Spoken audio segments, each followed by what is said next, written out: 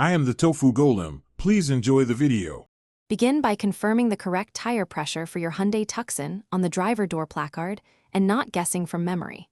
That placard lists front and rear PSI. Many Tucson models are between 32 and 35 PSI, but always follow the placard value.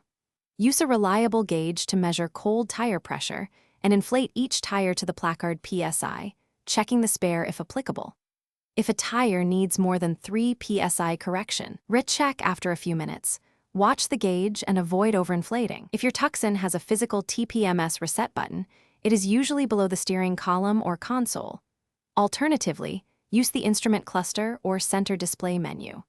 With the car on but engine off or in accessory mode, press and hold the TPMS reset button for 3 seconds until the tire pressure indicator blinks, then release and wait for confirmation.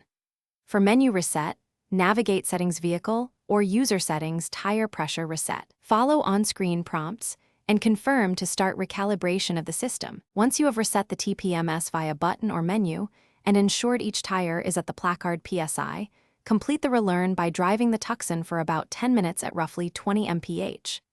The system needs motion and wheel rotation to register each sensor. If the TPMS light turns off, the reset succeeded.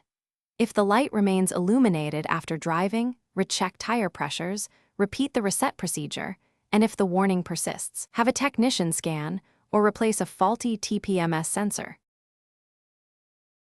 Thanks for watching. Consider subscribing if we helped you today.